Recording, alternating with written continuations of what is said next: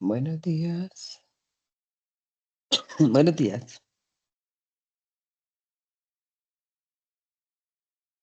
Buenos días.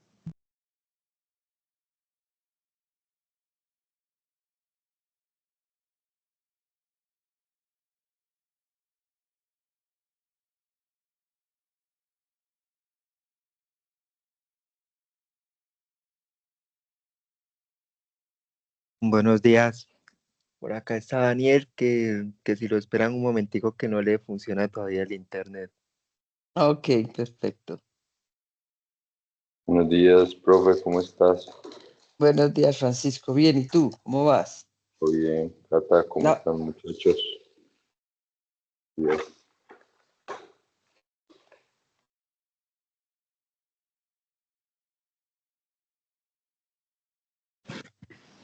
Pacho, no sé si ya te contaron que tenemos fecha ya para la reunión de oncología de este mes, ahorita el 23, para que sepas. Noviembre, Jueves de octubre. noviembre. Octubre, Ah, octubre. sí, Ah, no, yo no sabía, pero, sí. pero bueno, no, está Deben bien, estar sacando la invitación entre hoy y mañana. de una, Bueno, para que la gente se programe. sí, se empiecen a animar. Hágale pues, de una.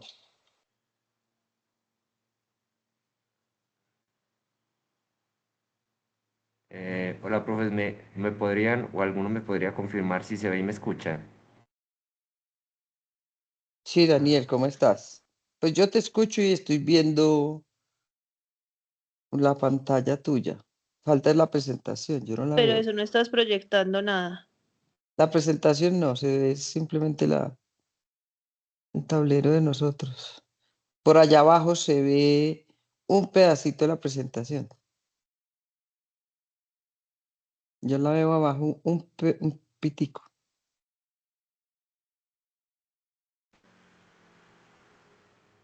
Ahora sí.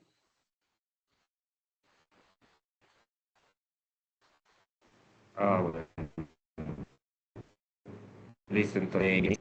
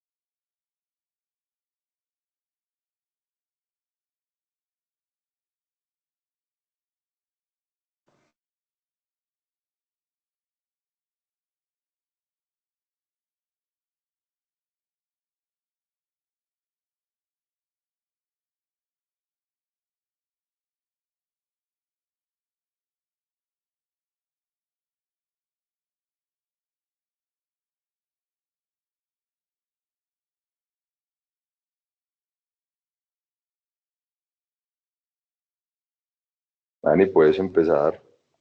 Listo, profe. Entonces, muy buenos días a todos. La idea es que hoy en el Club de Revistas revisemos ensayos clínicos de no inferioridad. Para esto, el profe Hernán quiso que revisáramos este artículo, que es del New England Journal, que es de la revista JAMA, perdón, del 2025, el cual lo que buscaba era comparar el poder de la resonancia biparamétrica versus la resonancia multiparamétrica para el diagnóstico de, el cáncer de próstata. Digamos, dentro de la introducción de los ensayos de no inferioridad, la otra vez habíamos visto que pues, el objetivo de un ensayo de no inferioridad es tratar de encontrar una alternativa a un estándar de manejo que pues traiga alguna ventaja adicional más allá del impacto clínico, como puede ser que sea más económica, que sea más tolerable, sin eh, tener un decremento en lo que llamamos como que no sea inferior a la intervención. Para esto, estos estudios calculan un delta, que es como la máxima diferencia clínica para definir que sí son equivalentes. Digamos que ese delta se compara a partir como de estudios previos, de opinión de expertos y de pacientes para definir como cuál puede ser el margen tolerable de no inferioridad. Generalmente esto genera finalmente un intervalo de confianza pues, de lo que, digamos, marquen los investigadores, el cual no se debe de sobrepasar para definir que, digamos, la terapia que estoy comparando contra una intervención no sea inferior. Esto genera que los intervalos de confianza generalmente requieren ser mucho más estrechos en este tipo de estudios para garantizar la no inferioridad, y generalmente el tipo de análisis que deberían de tener estos estudios debería de ser por protocolo y no por intención a tratar, ya que lo que busco exactamente valorar es si siguiendo, digamos, ese esquema de tratamiento o ese esquema diagnóstico o ese esquema que estoy comparando realmente tengo o no una no inferioridad. Este es el gráfico pues que trae llama como para, digamos, que entendamos cómo funciona el intervalo de confianza con esto de la no inferioridad. Miren como cuando yo calculo, digamos, un delta, si mi intervalo de confianza está dentro de ese valor de delta, pero tocándolo o estando por, digamos, debajo de ese umbral, yo hablaría de que el tratamiento es no inferior, pero si el intervalo de confianza, digamos, está por encima del delta que yo calcule, pues ahí estaríamos hablando de que no puedo concluir una no inferioridad de el estudio de la intervención que estoy comparando, pues en este caso. A manera de introducción, la resonancia multiparamétrica cuenta como con tres secuencias en su realización. Una es una ponderada en T2, la otra es una secuencia de difusión y la otra es una secuencia de contraste dinámico, que es lo que la hace ser multiparamétrica. Dentro de las ventajas que tiene este estudio es que pues, se cree en teoría que el hecho de tener el contraste le permite una mejor caracterización por permitir ver de manera más adecuada los tejidos como periprostáticos o adyacentes a la próstata, lo que en teoría me brindaría una ventaja en términos de estadificación y de planteamiento, de planeación quirúrgica o de radioterapia, pero dentro de las limitaciones es que realmente es un estudio que está relativamente poco disponible y que, pues como veremos más adelante, el hecho de que la tamización y haya, digamos, programas más fuertes para el diagnóstico de cáncer de próstata ha hecho que aumente mucho la demanda de este servicio. La resonancia biparamétrica, por el contrario, incluye también las secuencias ponderadas T2 y de difusión, pero la diferencia con la multiparamétrica es que no incluye la secuencia de contraste. Esto que genera una ventaja en reducción del tiempo. Aproximadamente este estudio demora la mitad de lo que suele demorar una resonancia multiparamétrica, que es alrededor de 30 a 40 minutos. Permiten el no uso de contraste, que pues como ya sabemos eso sería una limitante para pacientes con enfermedad renal crónica, tiene mayor riesgo de que los pacientes hagan reacciones alérgicas o de que hagan pues nefropatía por contraste, y además pues permite, digamos, aligerar el costo de la prueba. Hay algo, pues en el artículo también plantea que hay múltiples ensayos, pues estudios, perdón, retrospectivos que han mostrado que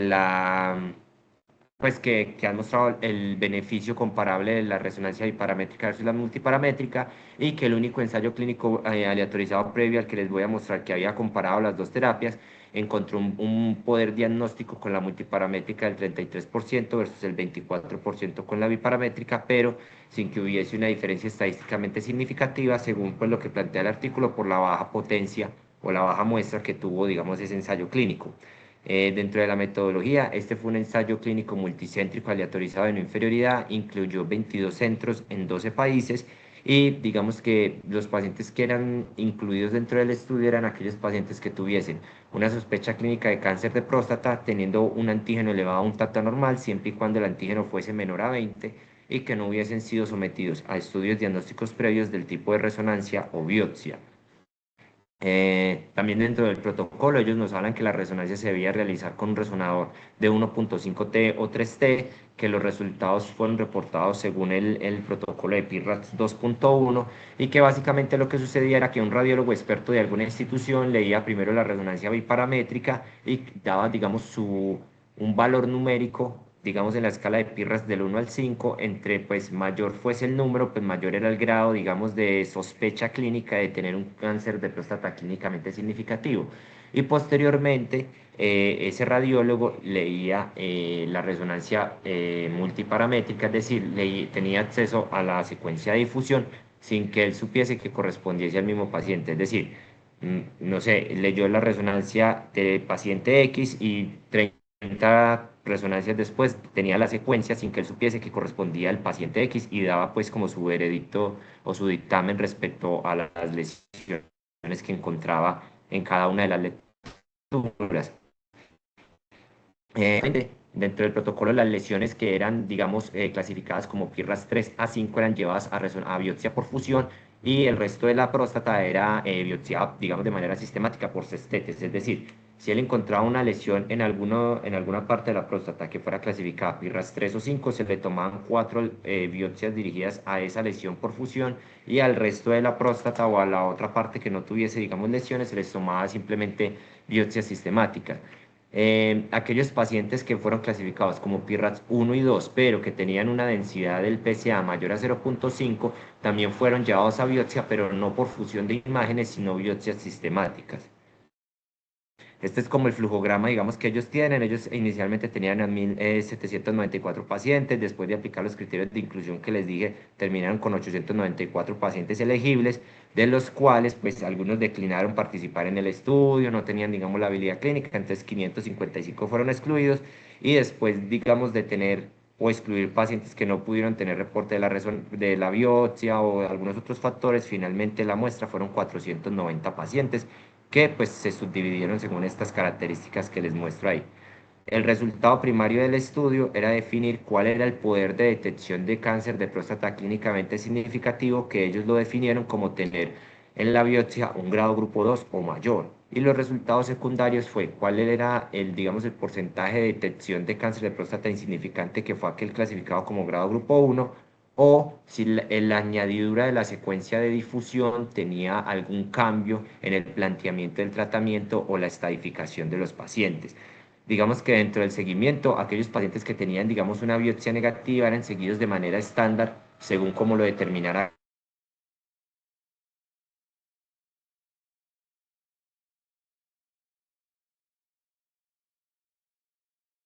Dani, se fue el audio. Eh, no sé en qué parte se perdió. ¿Me escucharon lo de los desenlaces o eso lo repito? Empezar el secundario. Ah, ok.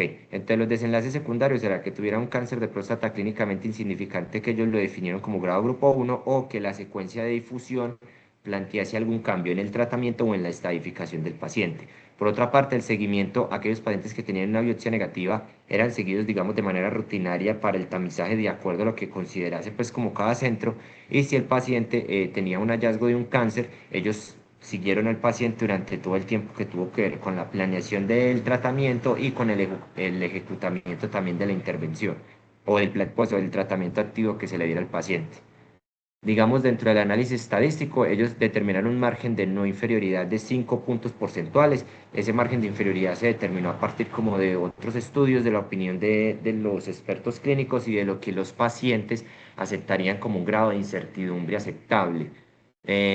Tuvieron un alfa bilateral, perdón, de 2.5, y pues ellos calcularon que para tener una potencia del 90% requerían una muestra aproximada de 400 pacientes. De ahí que lo que esperaban como muestra era al menos 500 pacientes, previendo, digamos, un abandono del 20%. Ellos también decían que pues sus resultados partían de que la probabilidad de detección de un cáncer de próstata clínicamente significativo con la resonancia era de alrededor del 38%. Dentro de, digamos, de los resultados, ellos incluyeron pacientes desde el 2022 hasta el 2023. Como ya les había dicho, se inscribieron 555 pacientes, pero de estos finalmente se hizo el análisis de 490. La mediana de edad que ellos encontraron fue aproximadamente de 65 años, y como ustedes pueden ver, la gran mayoría de pacientes pues eran de la escala funcional 0 o 1. Y pues ellos como que traen llama esto pues como de los antecedentes de si era diabético, si tenía pues como alguna otra patología. Dentro, digamos, de los resultados, ellos encontraron que en lo que tenía que ver con la detección de cáncer de próstata clínicamente significativo, que era el desenlace primario, miren cómo la resonancia biparamétrica encontró alrededor del 29.2% de los pacientes con ese compromiso, versus la multiparamétrica, que encontró 26.9%. Cuando se hace, digamos, la diferencia en puntos porcentuales, encontramos una diferencia de menos 0.4 con un intervalo de confianza que podía ir hasta menos 0.2 o hasta 0.4, que pues digamos no atraviesa el límite de inferioridad que ellos habían pues estadificado. Ellos también hacen una subdivisión, digamos, de acuerdo al grado grupo del Gleason, que si ustedes se fijan, pues realmente es muy parecido entre ambas pues estudios, entre la biparamétrica y la multiparamétrica. Realmente las diferencias son decimales y son muy pequeñas. Y en los desenlaces secundarios, miren como por ejemplo para el grado grupo 1, la resonancia biparamétrica encontró alrededor del 9.2% de la población, mientras que la multiparamétrica detectó 9.6%, con una diferencia, vuelvo les digo, un intervalo de confianza que no atravesaba el límite que ellos habían planteado de no inferioridad. Por otra parte, la proporción de pacientes que fueron indicados a biopsia acorde con el resultado del estudio también fue muy similar. En la resonancia biparamétrica, fue de 55.7% versus 57.1% en la resonancia multiparamétrica. Y nuevamente el intervalo de no inferioridad no se quedó contra. Y finalmente, ellos también nos plantean, pues que eso no estaba dentro de la tabla, sino como dentro del análisis, que la secuencia de difusión realmente logró detectar a aproximadamente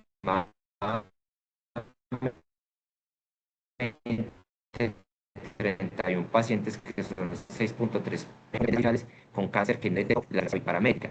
De estos, solamente 10 pacientes habían tenido una lesión adicional no vista en la resonancia. Es decir, si bien la resonancia multiparamétrica logró detectar un poco más de cáncer, pues miren cómo podemos ver que muy probablemente esos pacientes fueron a expensas de detectar un grado grupo 1, que es lo que ellos definieron como cáncer de próstata clínicamente no significativo, y que realmente la proporción de pacientes con lesiones que no fueron detectadas por la resonancia biparamétrica, que si fueron vistos en la multiparamétrica, fueron solamente 10 pacientes. Este es pues como digamos, de manera gráfica, lo que los autores plantean respecto al margen de no inferioridad con el resultado primario, que era el cáncer de próstata clínicamente significativo, que como podemos ver, pues ese intervalo de confianza no sale del margen del 5% que ellos habían establecido. Y cuando hablamos del desenlace secundario, yo ya les había mostrado esto pues en la tabla inicial, pero pues como les dije, en cuanto al cáncer de próstata clínicamente insignificante, que era el grado grupo 1, no hubo, digamos, diferencia entre ninguno de los dos. De hecho, se detectó un poco más en la resonancia multiparamétrica, pero vuelvo, digo, eso no fue estadísticamente significativo con el margen que ellos plantearon. Ellos no muestran la tabla, pero dicen que pues en cuanto a poder de estadificación, los desenlaces fueron pues similares, es decir, no porque se le hubiese realizado la secuencia de difusión el paciente fue reestadificado con una enfermedad con mayor compromiso, o eso planteó un cambio en el tratamiento quirúrgico, que es lo otro que nos plantean, que si ustedes se fijan, miren cómo digamos, el intervalo de diferencia porcentual cae en el 5%, que como les expliqué, al estar dentro del margen de no inferioridad sigue siendo no inferior. Ellos también nos traen esta grafiquita que es para mirar cuál es la sensibilidad, especificidad, el valor predictivo positivo y negativo de cada prueba. Y miren que pues realmente la sensibilidad de la biparamétrica fue el 98 versus 99 de la multiparamétrica, y la especificidad de la biparamétrica fue del 61 y de la multiparamétrica fue de 60. Y ellos también nos dicen que, pues, digamos, haciendo ese intervalo de confianza del margen de no inferioridad, la sensibilidad realmente tuvo un margen de -3 a 1.2, no atravesaba pues el margen, y la especificidad de -1.2 a 1.3. Para lo que ellos plantearon en términos también de sensibilidad y especificidad, la resonancia biparamétrica es no inferior comparada con la resonancia multiparamétrica. Dentro de la discusión, ellos también nos dan el dato de que pues realmente la biopsia sistemática de de aquellos lóbulos prostáticos o de aquellas áreas que no tenían un área sospechosa solamente arrojó un 0.6% de positividad o de diagnóstico adicional a simplemente biopsiar las lesiones dianas, y que pues realmente el estudio PRIME, que es el de ellos, pues demostró que el uso de la resonancia biparamétrica logró documentar igual número de casos de cáncer clínicamente significativo sin aumentar el número de lesiones no significativas que fueron diagnosticadas. Ellos dicen que en general al año se están realizando más de 400 millones de resonancias en el mundo, y que este estudio podría abaratar los costos, ser un estudio, digamos, más eficiente en la medida de que es más rápido de realizar, con una menor toxicidad y una seguridad con equiparables resultados, digamos, en cuanto a lo que busca el estudio, que es encontrar cáncer de próstata clínicamente significativo. Ellos no lograron demostrar que hubiese una diferencia a favor pues de la secuencia de difusión a la hora de plantear una mejor estadificación o un mejor planteamiento quirúrgico. Y dentro de las fortalezas, los autores mencionan que es un estudio multicéntrico prospectivo, que es un estudio cegado, que realmente se evaluó distinto a otros estudios, pues, qué papel jugaba la secuencia de difusión en la estadificación y en el planeamiento quirúrgico, que eso no, pues que no hay otro estudio que haya evaluado eso como tal.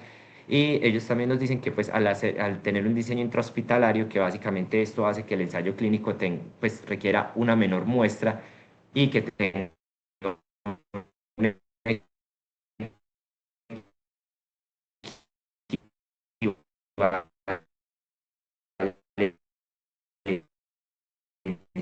Se está escuchando muy mal, digamos, Daniel, Solo qué soy pena. yo, pues. similar a lo que tendría un estudio No, diagnóstico. Daniel, Me escucha, no sé por Dani, qué, porque la verdad. Hola, estábamos ¿me escucha, escuchando profe? se te va los... por momentos. Dani, se te está cortando, Dani. Pero me escuchan ahorita, es que la verdad no tengo ni idea por qué, porque pues estoy, no Ahí sé, bien, donde parce, siempre es. ahí se escucha bien, Lo de pero la, ahorita se te estaba ibas cortando hablando de mucho. la muestra. Bueno, pues no, bueno, no sé por qué se cortó. En todo caso, vea, ellos plantean dentro de la discusión que el diseño del estudio fue un diseño intrahospitalario, que básicamente es un diseño que permite tener un menor número de muestra con, digamos, una equivalencia en certeza igual a lo que tendría un estudio diagnóstico y, pues, si ustedes se fijaron, es que no recuerdo cuál es el nombre en este momento, pero básicamente ellos no tienen pues, un control y una intervención, sino que cada paciente son su propio control. Eso hace que uno requiera un número de muestra mucho más pequeño. ¿Por qué? Porque técnicamente el paciente era leído en la biparamétrica y posteriormente era comparado consigo mismo en la multiparamétrica sin que el radiólogo supiese que la secuencia de difusión que estaba leyendo en la multiparamétrica correspondía a un paciente que ya previamente había leído. Entonces, digamos que eso hace que la muestra sea mucho más pequeña, pues la muestra necesaria para poder realizar el estudio sea mucho más pequeña. Dentro de las limitaciones, ellos dicen que, pues, que se requiere un adecuado equipo de resonancia y una adecuada estandarización, digamos, de las secuencias de difusión para poder tener resultados comparables a los de su estudio, que hay un sesgo de anclaje porque, pues, obviamente el hecho de que el radiólogo sea el que lea la resonancia comparada con la, pues, con la del mismo paciente tiene un sesgo de memoria, si bien él no sabía que esa resonancia ya la había leído de forma biparamétrica, es muy probable pues, que tuviese recuerdos asociados como a las imágenes que está viendo y que pues básicamente el estudio fue realizado en centros que eran altamente experimentados en lectura de imágenes y en interpretación de patologías. Y de igual manera, finalmente el estudio concluye que pues, este ensayo multicéntrico internacional de no inferioridad demuestra que entre radiólogos experimentados y con imágenes de adecuada calidad, la resonancia biparamétrica tiene un rendimiento similar a la resonancia multiparamétrica para la detección, estadificación y planeación del tratamiento del cáncer de próstata. Dentro de ya lo que tiene que ver como con pues, el análisis crítico de la literatura, ¿son válidos los resultados? Yo considero que sí, el estudio tuvo, digamos, un seguimiento a quien, pues, interpretaba los resultados, un seguimiento, perdón, a quien interpretaba los resultados, y pues es muy difícil, digamos, hablar de que los pacientes tengan, ¿cómo se dice esto? Pues como características de la tabla 1 que haga que, no, pues, que los efectos pronósticos no estén equilibrados, porque pues como ya les expliqué, cada paciente era el control y el comparador. Entonces, pues en ese sentido no pueden tener, digamos, dispares en lo que tiene que ver con el pronóstico. Se previno, perdón, a los investigadores de una conclusión injustificada de no inferioridad, pues parcialmente porque, pues como ya vimos, el estudio fue realizado en sitios que tienen, digamos, como pues personal altamente entrenado para la interpretación y la toma de las imágenes y la lectura de las patologías. Si los investigadores analizaron a los pacientes según el tratamiento que recibieron y los grupos a los que fueron asignados, pues técnicamente sí, porque o sea, cada paciente tuvo tanto la lectura de la biparamétrica como la de la multiparamétrica, pero pues al no ser un estudio que buscase comparar una terapia con otra, pues realmente, digamos, pues yo pienso que sí, porque cada uno recibió ambas lecturas, pero pues no hay manera de que un paciente solamente hubiese recibido una o la otra.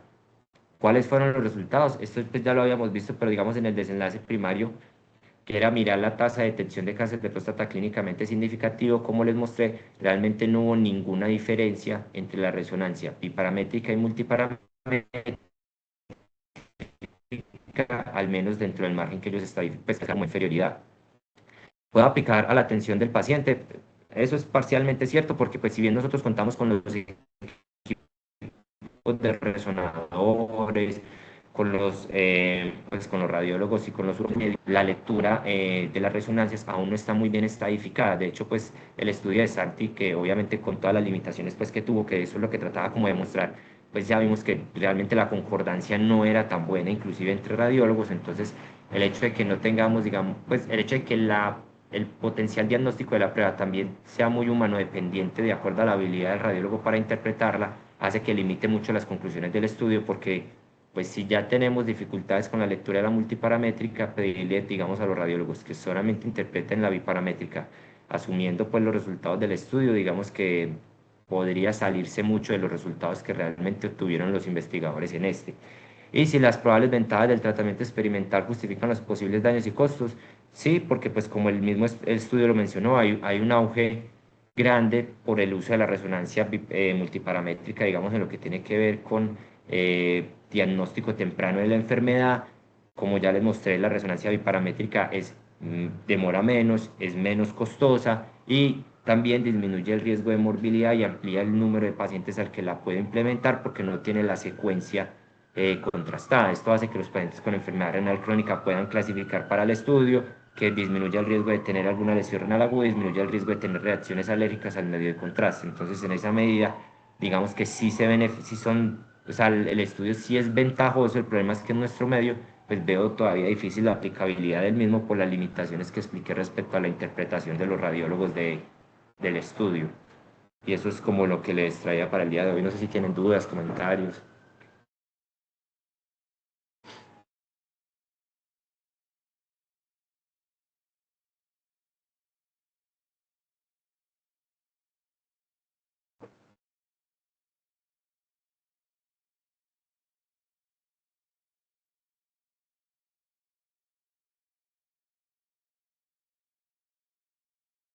Hola. Buen día. Dani, pues yo pienso que es un estudio que, como hablábamos este martes, que también casualmente fue el mismo tema, eh, nos sirve para suplir una necesidad y ellos mismos lo mencionan, pues ahorita hay una mayor eh, realización de estos estudios, pues porque hace parte también del manejo de estos pacientes y la recomendación de las guías. Entonces yo creo que eso sí definitivamente aumenta. Yo creo que la dificultad ahí es que es el estudio, el estudio es operador dependiente y creo que los radiólogos de la ciudad aún les falta como un poquito al respecto. Con respecto a la digamos, el análisis como tal de de la epidemiología, pues, o el análisis epidemiológico, el estudio me parece que es juicioso, está bien hecho, lo hicieron ciego dentro de lo que se podía, teniendo la dificultad, obviamente, que el radiólogo pudiera recordar las mismas imágenes y quien miraba los resultados pues definitivamente era diferente a los radiólogos, entonces me parece pues como un buen estudio. Hernán, usted, ¿qué fue el que solicitó? ¿Dónde está Hernán? Sí. Hernán, ya lo vi. Presente. Hola, ¿cómo estás? ¿Cómo viste, pues, que vos me habías solicitado, pues, que presentáramos este estudio? ¿Tenés alguna pregunta para Daniel o cómo viste? Porque a mí, metodológicamente, parece que fue muy juicioso. Incluso dan detalles de lo del muestreo, dan detalles de lo de pues, el criterio que ellos van a tener en cuenta para definir una inferioridad. Y metodológicamente se ve muy juicioso. ¿Tenés alguna pregunta para Daniel? Es la pregunta de investigación y lo interesante desde mi punto de vista del estudio surge de la necesidad, que es lo que estaba mencionando Pacho hace un instante, de realizar estudios de resonancia a nivel mundial. En Europa ya hace 2 años hay una iniciativa de detección temprana para cáncer de próstata y se están evaluando diferentes estrategias. En casi todas está planteado el uso de la resonancia antes de, tomar la decisión de llevar a biopsia, aunque en algunos países como en España, sobre todo en Galicia, buscan unas alternativas precisamente por las dificultades de acceso a los resonadores. Incluso en el Reino Unido, también participa, se hizo un análisis de necesidades de resonadores y ellos hablan allá que necesitarían alrededor de 1.000 resonadores funcionando las 24 horas del día todo el año para poder cumplir la necesidad de realizar resonancias multiparamétricas. Entonces yo creo que todo esto viene por ahí, porque sin duda la resonancia es fundamental en la estratificación de riesgo de los pacientes con probabilidad de diagnóstico de cáncer de próstata clínicamente significativo. Entonces ese era como primero el objetivo de sensibilizar esa necesidad. Tenemos que saber de resonancia, ¿cierto? Y pues los resultados que muestra este estudio nos muestran la factibilidad de hacer o sea, obviar la serie contrastada. Y eso disminuye ostensiblemente el tiempo de ejecución del examen y eso pues va a abrir la puerta a que más estudios se hagan. Entonces esa es como la justificación. Yo quería preguntar desde el punto de vista metodológico, a mí lo que primero me generó un poco de inquietud, o sea, me hice la pregunta y es respecto a la liberación de las imágenes contrastadas inmediatamente después de que el mismo radiólogo hacía la valoración de la secuencia que no es contrastada. Eso qué tanto, pues a mí me hubiera gustado que hubiese sido otro, no sé qué opina Daniel y pues la profe desde el punto de vista metodológico también qué opina. Pues, profe, yo por mi parte creo que es que también va en parte encaminado a lo que busca hablar el estudio. Por ejemplo, digamos, como, o sea, sería muy difícil yo comparar, digamos, los resultados de la biparamétrica versus la multiparamétrica en dos pacientes diferentes, pues porque realmente yo no tengo ahí cómo saber cuál va a ser mi Mm. comparador versus qué si son dos imágenes leídas en dos pacientes distintos. Entonces, a mí me parece que ellos trataron de hacer, digamos, el mejor diseño metodológico en el sentido de que, claro, si yo hago un ensayo clínico aleatorizado, donde es que no recuerdo, creo que se llama secuencial, pero no recuerdo cuál es el nombre, en el que el paciente es el control, pues es la intervención y luego el control, pues yo puedo, digamos, comparar esos desenlaces porque pues es ver si él ve más en una cosa que en la otra. Yo lo que entendí igual, pues como de lo que traía como el anexo, es que en teoría el radiólogo no es como que le hayan mostrado la biparamétrica y inmediatamente le mostraran la difusión, sino que era como que ellos tenían un espacio en el que veían, por ejemplo, las biparamétricas y digamos, no sé, en 3 días les mostraban otra vez las 3 secuencias ya teniendo la de difusión, sin que él supiera, digamos, que la imagen que estaba leyendo correspondía, por ejemplo, a la imagen 1 que vio en el biparamétrico. Entonces, obviamente, eso no cega del todo el que el radiólogo tenga pues, un sesgo de memoria, porque obviamente pues él es capaz de recordarse de ciertos casos, es decir, sí, yo esto creo que ya lo vi en la otra imagen, pero mira que en esto veo como algo adicional. Pero digamos, dentro de lo que uno metodológicamente pudiera hacer, yo creo que es como lo más juicioso que se puede.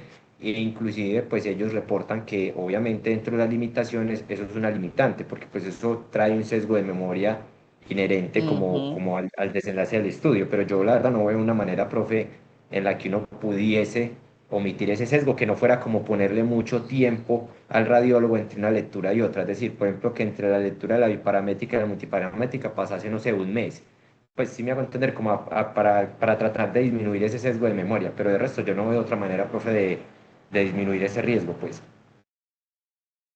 Creo que lo hubiera evaluado otro radiólogo, esa era como la inquietud. Sí, sí me va a entender, no el mismo, sino otro radiólogo hubiera evaluado la serie completa, ya con el componente contrastado. Esa era mi Pues, inquietud. ok. O sea, realmente, Hernán, o sea, esa sería una alternativa.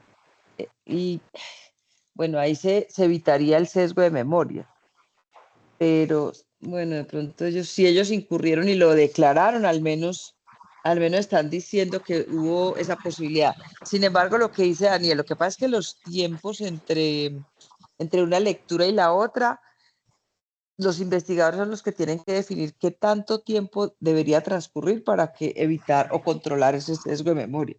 Yo no leí, Daniel, pues que dijeran 3 días, no recuerdo, o estaba en el apéndice, en el material suplementario. No, pero dan como un tiempo establecido entre la lectura de una y la otra. Lo que dicen es que no fue como inmediato, o sea, como que ellos daban una Ok. ventana temporal para que él pudiese otra vez interpretar la otra imagen, pero ellos no especifican claramente que tuviese un protocolo ¿Cuánto? de tantos días para ver la Ok. otra, no, exacto.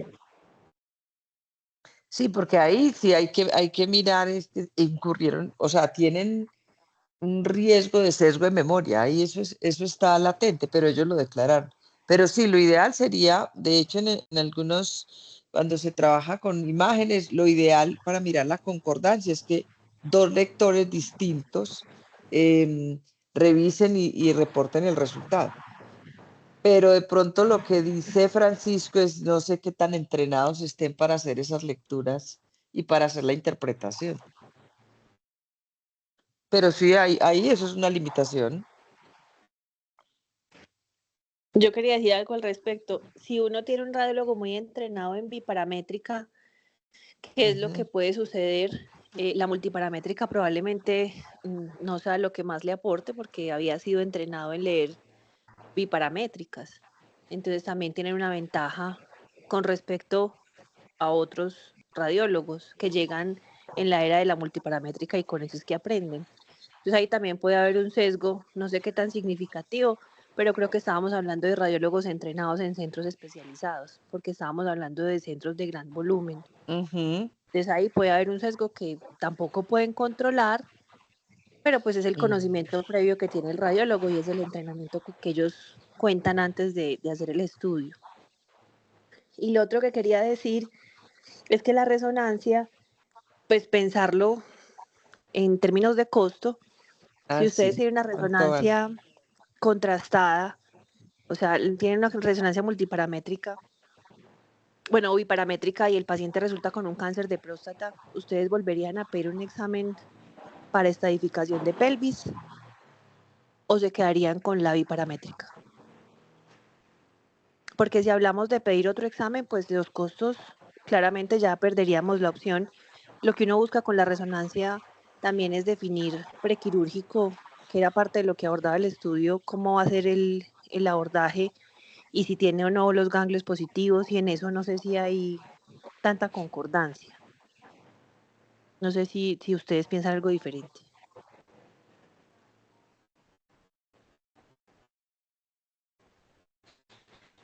Pues la verdad no sabría hay que preguntarle a los radiólogos a ver cómo le va eso en los ganglios.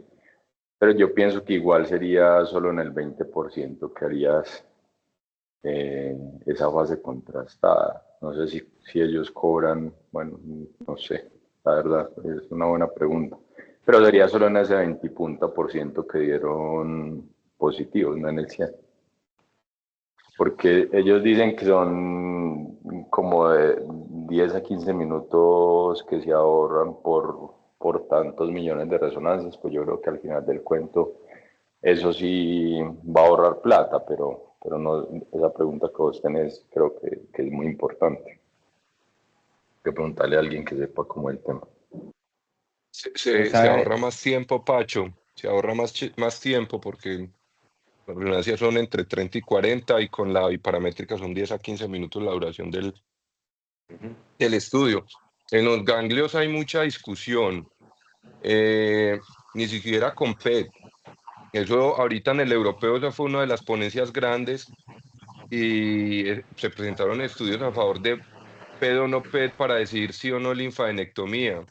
Y ahí todavía seguimos pegados. O sea, PET tiene la posibilidad de la parte molecular de medirla y tampoco se pudo sacar una conclusión grande. Porque lo que se pretende es no hacer linfadenectomías y el PET es negativo. Entonces, pues ahí seguiremos usando los nomogramas de estratificación para definir la realización o no de linfadenectomías. si uno tiene evidentes ganglios grandes, 2, 3 centímetros, eso se va a ver en una resonancia biparamétrica sin necesidad de nada más. Aquí la duda son esos ganglios borderline, 10, 12 milímetros, que pueden o no ser metabólicamente activos en un PET y que pues la resonancia podría o no obviarlos en su momento. Entonces seguiríamos estando ahí en zona gris. Yo creo que la decisión y la información que aporta una resonancia biparamétrica desde el punto de vista anatómico para evaluar y abordar cómo voy a hacer la cirugía, yo creo que es suficiente. Uno completa eso con lo que hace en los otros estudios, en el tacto rectal y eso, y toma la decisión. Si uno tiene un paciente que uno quizás esté dudando de que sea quirúrgicamente abordable, pues ahí entraría a tener opción la realización de estudios adicionales o incluso el uso del contraste, la fase contrastada para hacer una evaluación más completa. Pero eso es la minoría. Yo creo que hablando en riesgo-beneficio, sobre todo por la necesidad. Ahora bien, yo no sé aquí en Colombia si vayan a poner más barato una biparamétrica que una multiparamétrica. Ustedes saben que aquí en Colombia pasan cosas raras. Hasta la ponen más costosa, pues. Pero en cuanto a tiempo, obviamente sí se van a hacer 2 o 3 pacientes en vez de uno que se haría con una multiparamétrica. Entonces, bueno, esa es pues como el gran mensaje de este estudio que proponen ahí los autores. Yo quería hacerle una pregunta a Daniel y es respecto a el valor predictivo negativo de la resonancia biparamétrica eh, mm, con respecto a los pacientes en general y sobre todo los pacientes con lesiones PIRATS 1 o 2. ¿Vos qué opinas de lo que trae el estudio? Pues, profe, dentro de lo que trae el estudio, o sea, que está la tabla que les estoy mostrando, realmente el valor predictivo negativo de la resonancia biparamétrica para lesiones grado grupo 2 o mayor fue del 98,6%, es decir, casi que a uno solamente se le escaparía de cada 100 pacientes, uno o dos pacientes que realmente tuvieran un cáncer de próstata clínicamente significativo con una resonancia negativa.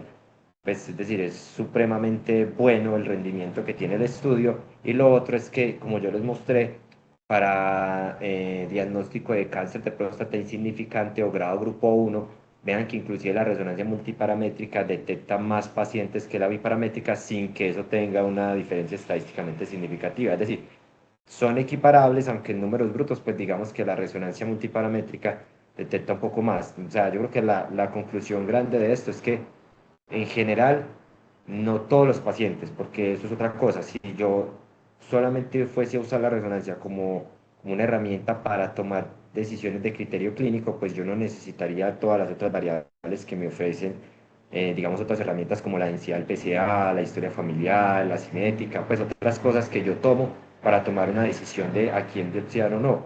Pero en general, la resonancia multiparamétrica en un paciente que no tenga nada fuera de lo esperado, es decir, que tenga una densidad de PSA bajita, que yo no sienta nada al tacto, que tenga un antígeno en una zona que me haga pedir la resonancia. Si ella me sale negativa, pues yo de entrada podría asegurarle con un 98% de probabilidades a ese paciente de que no tiene un cáncer de próstata que vaya a ser clínicamente significativo. Yo lo que creo es como interesante del artículo es, no sé cuál es la necesidad, digamos, cuando tengamos un paciente, o sea, por ejemplo, digamos, vea que el estudio planteó que aquellos pacientes a los que se les bioció una lesión en otras áreas de la próstata, y miren que el porcentaje de positividad de esas otras áreas biopsiadas de manera aleatoria era menor al 0,6%. Entonces yo no sé si, digamos, eso se debiese cambiar dentro del protocolo de la biopsia, porque realmente no aporta mucho y yo no sé qué tan significativamente sea meterle 6 o 10 o 12 chuzones adicionales a la próstata en cuanto al riesgo de aumentar infección, dolor y sangrado o esos otros tipos de desenlaces que todos sabemos que son malucos para el paciente posterior a este tipo de procedimiento. Dani, pero yo creo que hablaste, es decir, hablaste inicialmente como bien del valor o mal, y ahí luego lo dijiste bien del valor predictivo negativo. No, O pues, sea o que sea, no, o sea, el valor predictivo negativo lo que me está tratando de decir es que si el estudio me dice que el paciente no tiene una lesión sospechosa de cáncer, yo puedo estar un 98% seguro de que pues, de que ese paciente no tiene un cáncer de próstata clínicamente significativo. Obviamente, siempre y cuando exactamente, cumpla, hasta ahí. pues siempre y cuando cumpla todas las características de la población incluida en este estudio, pues. Pero igual luego dijiste que si el paciente que tenía un 1% que Profe, no le oigo. discapacidad, o sea, no hay Profe, palo. no sé si fui yo, pero no le escuché la última parte. Yo O tampoco lo sea, escuché, ¿no? el valor predictivo negativo tiene que ver con los negativos, como lo mencionaste, porque Sí. después dijiste que el paciente, que había un 1% de probabilidad que se escaparan los positivos, es decir, no es una resta Sí, no, cuando perdón, tiene sí, que qué ver con pena, los porque positivos, ahí porque para estaba eso era existen hablando del los valor valores. predictivo positivo. Ujú. Sí, perdón, profe. Digamos que igual es lo de sensibilidad, especificidad, valor predictivo positivo, negativo, también digamos que es discutido en el buen sentido, que no es lo único que uno debería tomar en cuanto a las pruebas, porque es seguridad diagnóstica, pero no se está hablando de cómo eso realmente se correlaciona con un buen diagnóstico o con un pronóstico para el paciente, ¿cierto? Entonces, eh, siempre hay que tenerlo en cuenta, pero no es como lo único a la hora de tomar la decisión con una prueba diagnóstica.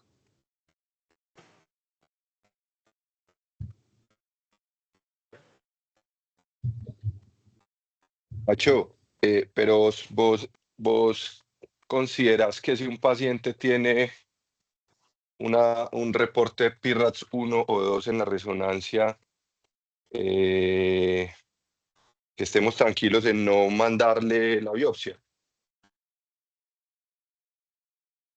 Pues si es un superradiólogo que uno confíe y que está demostrado que sí, yo creo que sí, porque precisamente eso lo hablábamos, uno, por ejemplo, en el COA, que incluso son radiólogos que todo el tiempo ven, patólogos que son también especializados, te llega, por ejemplo, un T2 o un T1C y luego, pues un 3+3 y luego ves 5+4. ¿Sí me entendés? Entonces creo que, por eso lo mencioné ahorita, creo que los radiólogos no están del todo como correlacionados con la patología final. Entonces yo creo que ahí tomaría la decisión sumando otras cosas, el tacto, el antígeno con el que viene el paciente y con el que sigue. Así lo haría yo, pues o así lo hago porque, como te digo, no es como, no me confío del todo de las lecturas de los radiólogos. No sé, Cata, Sí, yo cómo creo que lo eso no hace. ha cambiado, o sea, total. Pues yo pienso que la indicación de biopsia sigue siendo la que ya conocemos y la resonancia, si bien aparece como una recomendación, todavía no es una indicación de biopsiar a un paciente. Un paciente con una lesión PIRADS 1, yo no lo hago, o sea, yo no mando resonancia a todos los pacientes para mandar la biopsia. Primero, si un paciente tiene un PSA de 10 y le toque un nódulo, va para biopsia. Si tiene un PSA de 10 y no le toque nódulo, va para biopsia. Esos pacientes no les hago resonancia antes de la biopsia. Perdón que haya mucho ruido. Entonces yo creo que Sí, esas indicaciones para mí todavía son claras. Y la resonancia me ha ayudado a definir algunos pacientes de segunda biopsia, por ejemplo, con una biopsia anterior que fue negativa, pero el antígeno es persistentemente elevado, o casos pues como excepcionales donde el tacto es bastante dudoso y uno quiere también una referencia anatómica para poder más o menos predecir qué se va a encontrar. Yo creo que no es Colombia el lugar, ni siquiera es Medellín el lugar donde uno pueda considerar que todos los pacientes que uno va a testear, pues o que uno va a tamizar, perdón, lo debe hacer con una resonancia. No creo que hemos llegado a ese punto. ¿Vos qué pensás, Hernán? Pues, ¿cómo lo haces ahora? Aló.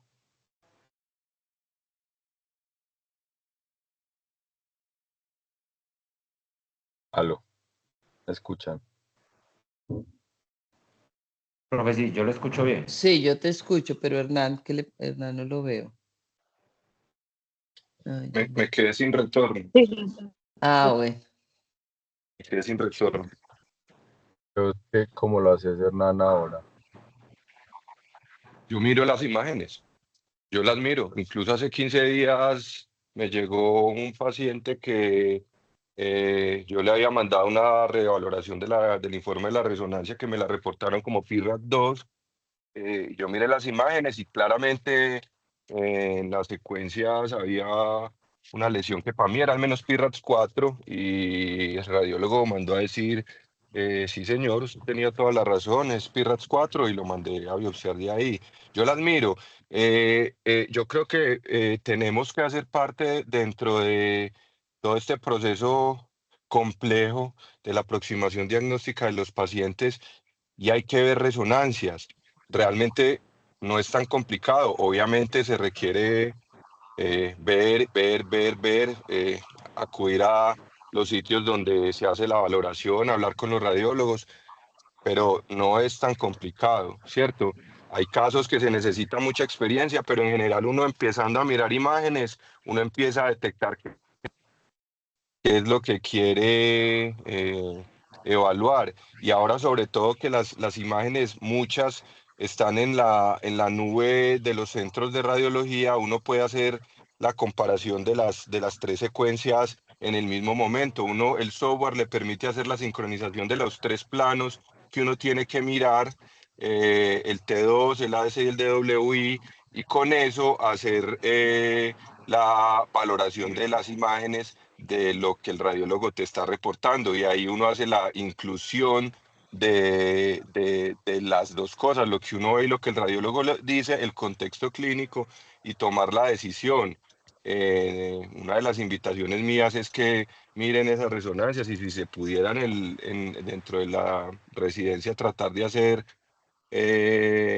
algo en ese sentido, porque es que se necesita mucho y la información es muy útil, no solo para la toma de decisión de la biopsia, también para la planeación quirúrgica. Yo siempre miro las imágenes de la resonancia antes de tomar esa decisión.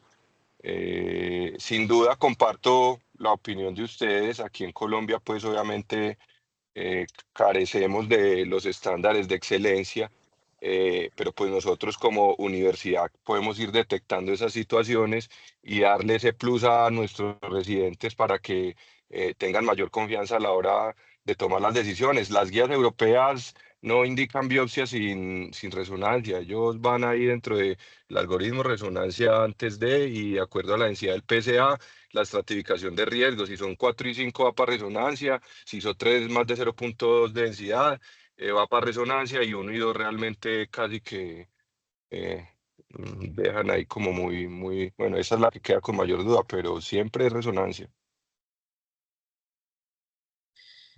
Bueno, difícil. Aprender bacán. Pero el costo, pues la pregunta es si el costo de las resonancias, eso, aquí, ¿qué tanto se autorizan todas esas resonancias? Pregunta.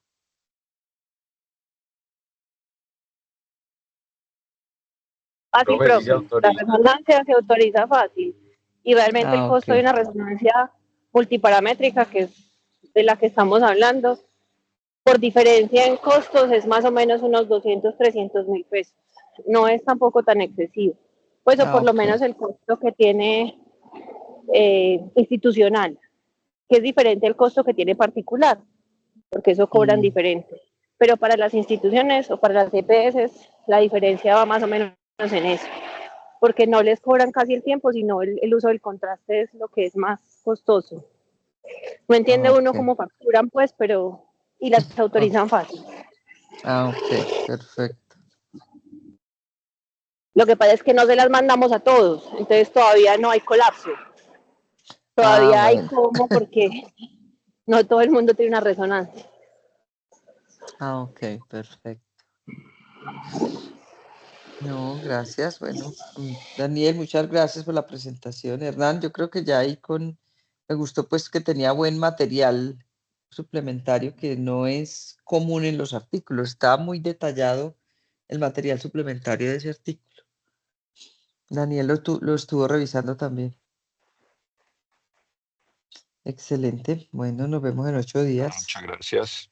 Ok, Hasta feliz luego. día. Hasta luego.